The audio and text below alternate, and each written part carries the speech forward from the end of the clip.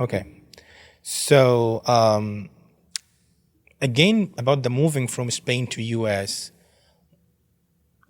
it was interesting that you love the research and you're gonna do the same research that you were doing, but in a different disease or with different technique that you're gonna do in the postdoc. But what was the cultural difference that you see between Spain and US? You mentioned one of them, which is the diversity of the people. Like we're in Arab, that it's from everywhere. You can find different cultures. You can eat different food. Like it's a lot of stuff. So what are the culture things that you experienced during your moving? First, for the 3 months, and second, as the postdoc, because that's a new rule. Right. Yeah. Oof. That can be a whole podcast. That's cultural fine. differences and things that shocked me or probably anybody coming, like switching continents.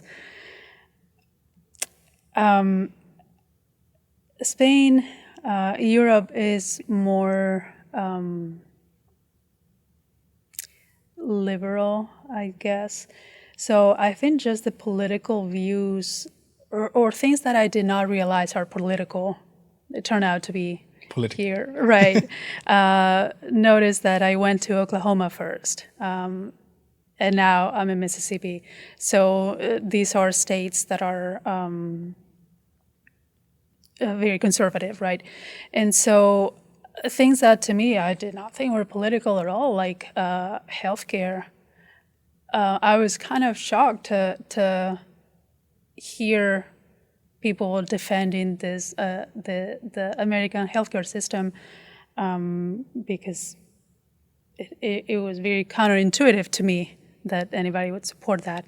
And so it was shocking, but I loved having the chance to understand the thoughts behind ideas that seemed crazy to me. And I was like, oh, okay, I get why you think this way. I get what your what your perspective is, which is something that I had not been exposed to. We don't hear that other side of the story, and so I still don't agree in a lot of these issues, right? Personally, but I really liked being able to hear the different perspectives than mine. So I think that's the topic that is most shocking to me, probably healthcare, guns regulation. These are completely different than in Europe, so they are, of course, shocking. And then there are things like, I just like to be in a town that I can walk around and there are sidewalks and there's people on the street, and that was another type of cultural shock that I don't get to experience here as much, because this part of the country is more car-based, right? Which has its advantages, but that was, I think, my shock. Yeah, so in the you used day-to-day to life. you used to be in Spain, and Spain is like very like have a lot of history as a country and as a people.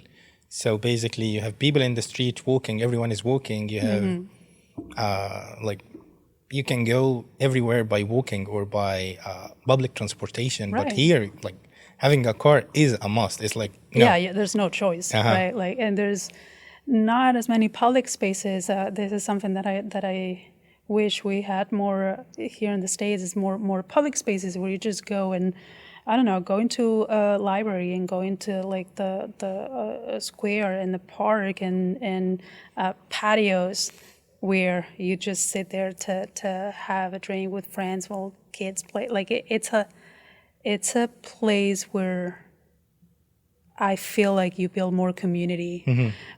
So I sometimes miss this here. So you think, like, reflecting on that, you think that U.S. is like the competitive mindset is actually applied to the culture, because in Europe or like in Spain, like specifically, you mentioned that you can actually have like sitting in the patio, and then you can like talk with friends, chill, and everyone is walking. Hi, how's it going? And like that's because that's what we have in Egypt. However, in US, it's more industrial based. Like everything is structured in a way that makes people work. Okay. Yeah. I think that's a great reflection on it. I definitely think that influences the fact that here everything is structured to go from your house maybe to a friend's house, but not to the square, and then to work. It's like most of your life is focused on work, and maybe in Spain it's more about living also the rest of your life that is not work, and prioritizing more that outside of work life. Interesting. Yeah, I think we can talk about like these, but what are the I want to sometimes like people give me some funny answers. It's not funny, but like it's very true. What was like one of the difference that I have, and I got that from one of my friends, and I agree on it, because when I first came here, I didn't see any water drain in the bathroom. That was like, why don't have it? Because in like I think all Africa, or I don't know about Europe, but we have like a water drain in the bathroom. A water drain? Yeah, like because it like you can spill water on the floor, and then you have a water drain, like you can just on the floor yes. of the bathroom. Uh-huh. Oh, no, we don't have that. Okay, so like it's more like US and Yeah. Europe is like similar to that. But yeah, some like I mean that's a kind of answers that. What kind of funny things that you when you came here you find why you don't do that, or like this what away from the political thing of the public health, because Windows. okay Like, yeah what is going on with the windows here? Just like making it that they open easier, but windows are driving me crazy. But another thing is the buying stuff. Buying? Like, when you go to the store and you don't know what's gonna cost because they're gonna add the tax later. And like, I wanna know exactly how much it's going to be.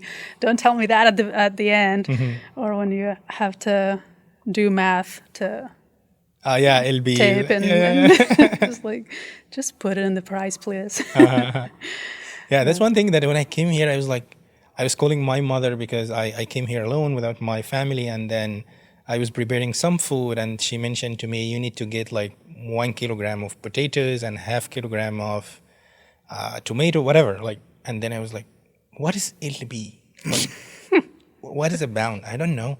And then I have actually to go to like Google and Google it. What is the difference? Like, then okay, how many LBs I need to get a 1 kg? Like, I mean, the whole. Yeah. I still don't know. Like with Fahrenheit and like Celsius. Distances. Yeah. Like, I don't know how much is 16 ounces. Probably a little, but I have no clue. Like, I don't want to do the math. I don't care. Like milliliters, I can if you give me this, I was like, this is like around 600 milliliters.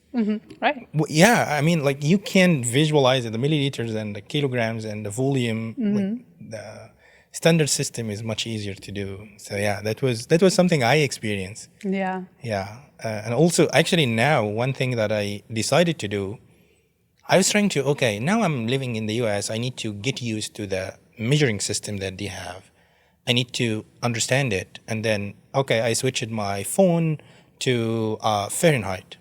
I switched my Google Maps to miles. So I can like get used to it. And then after 2 years, no, I don't, it doesn't make sense. It's still like, they should get used to it. Actually, yeah, I was like, when I go out, like I was checking the weather and it's like 40.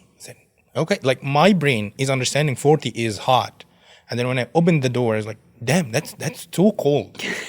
I was like, "Okay." Then I have to switch to Celsius to know. Okay, that's like 5. I said, no, that's too cold. I need to get a jacket. That's why I was like, no. I decided to switch back to the system that my brain understands. Same. Yeah. I changed back to Celsius. It's like I can't do it anymore. I tried. Yeah. So. So away from that difference, what, like, how has your background influenced your choices? Like, do you have some sort of a story that makes you interested in aging? Especially, like, for example, I start doing research in aging, even though I'm a computational chemist now, but I started as a biologist with one of my professors back home. And he was interested in that because he had that kind of question that he want to answer, how to make people live much healthier. And like, we had a center of aging and associated diseases back home in Egypt, and I was part of that. I started learning research in it. So most of the time, people start their PhD because they want to answer a question or they have something related to it. So was there like some sort of a story that allowed you to go to this direction?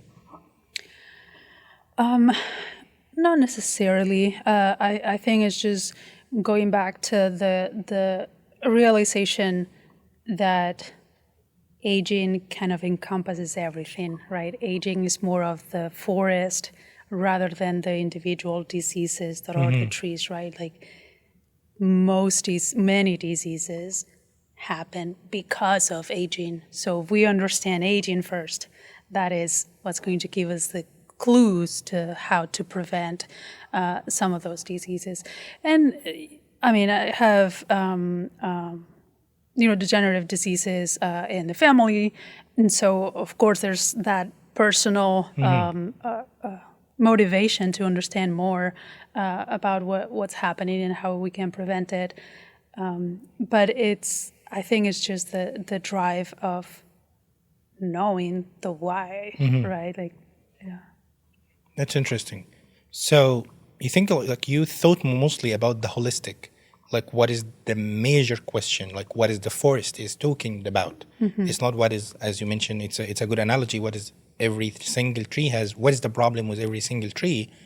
I need to fix the whole forest. So I need to understand the holistic approach.